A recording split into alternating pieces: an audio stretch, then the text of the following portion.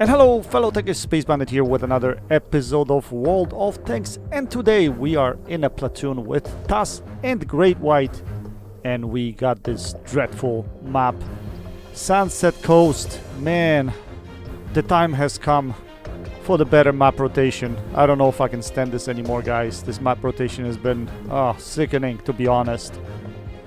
But in this game we are all in the Conquerors, except TAS, I think, has stock gun in this game in his Conqueror.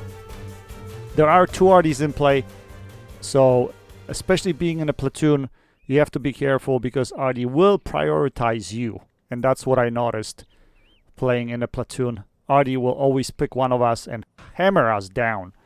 Now, we're not a top tier in this matchup, we're a mid tier, which is going to make this a little bit more interesting. But what this game is going to show you is what you can actually do in a platoon. And oh, by the way, I mentioned that we are all in Conquerors. Actually, no, I forgot that Great White is actually in his T-54, and he's got 2 marks on it, so he's a pretty decent player in that tank. Overall, Great is a pretty great player. TAS is also a really good player. He's getting there, and I'm sure he's gonna get better over time. Anyway, going back to the game. This game is gonna show you how to work in a platoon, right? In the situations where the games are close, how platoon helps in those situations. So that's exactly what we're going to look at. Now, on Sunset Coast, this position which I'm heading to now is actually quite common position that I use, although you have to be careful because it is not RD safe. So if RD is actually pre-aiming into this position, this bad chat was pre-aiming this position as well. But if RD is pre-aiming this position, you will get smoked. That's why you see me kind of backing off once I got spotted, because that's usually the case. If you spot it the first time around, if you're the first one spotted, you're gonna get annihilated. Now, Great is playing out of different position at B6. I don't know that position very well, so I don't play there. Here we see Super Conqueror, we track him and we ammo rack him at the same time. We're going to try to get rid of him here, if we can get a shot at him. He's not paying attention to us, he's paying attention to Great, so he's kind of in a crossfire. And yeah, he goes down right there. So now we're going to move forward a little bit. Again, I'm hugging that rock in front of me on my right hand side because of RD. And now we're going to try to scoot over to the next rock to make sure we don't get hit. That shot on T-57 unfortunately was really well aimed. It just goes a little bit high and it doesn't hit his cheek. We're gonna try this again in a split second, but he fires and he backs off. But since RD is not hitting me, it's quite possible that RD is not looking this way. So at this point I'm gonna get a little bit more aggressive and I'm gonna try to push that hill on the right hand side. Right now, there you go. So that's what we're going to do. We're going to push up here. We're going to see if there's anybody coming from the middle. And if there's no one coming from the middle, we're going to try to move up a little bit further. So we're going to try to move up behind that rock that's in front of us on the right hand side. But first we're going to take a look down here if there's anything. There's nothing here. We have shots at this butt shot. That's what I'm looking at. We might have a shot at him, so we put a shell into him. We take him out of the game. And now we're going to go to the right, making sure that T-57s are not looking at us. Now this position, with respect to progression, is absolutely amazing because it has shots all over the map. It has shots into the opposition's base. It has shots onto the J line right here. So that's what we're going to do. We're going to try to put a shell into this T-95. Yes, we do. Now we're targeted, so we're going to drop a little. We're going to move forward.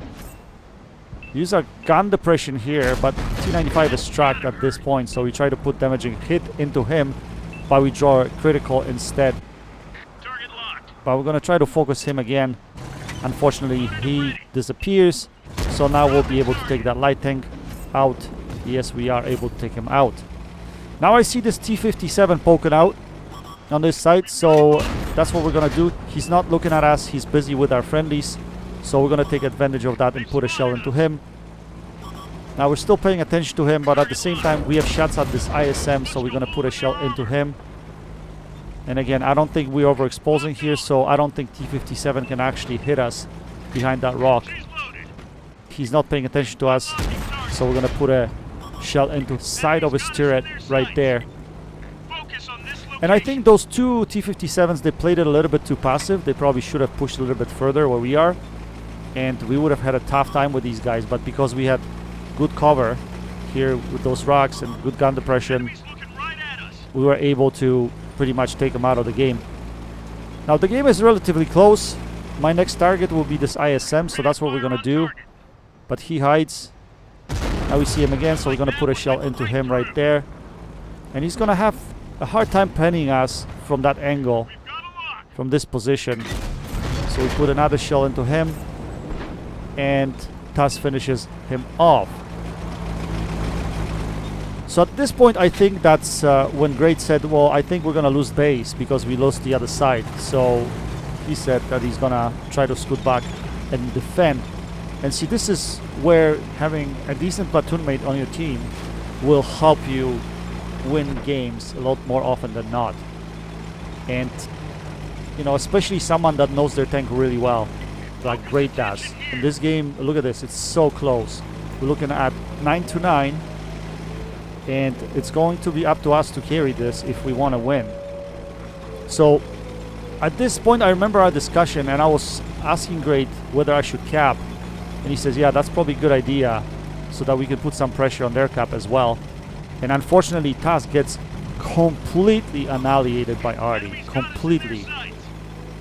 So, yeah, unfortunate for him. Like, Artie pretty much takes all of his HP right there. So we see this Su 1:30 PM over here. We hit his gun. That's quite unfortunate that we hit his gun over there. But we're gonna chase him down, and we should be able to take him out of the game right here. At the same time, I realized that T-57 is still alive, so TAS got taken out by Artie. And this E-100 is having a hard time taking the T-57 out of the game. I spotted Artie there for a split second, but I moved quickly around the rock so that he cannot hit me. Now we're going to try to help this E-100, while Great White is trying to engage this light tank on the other side of the map.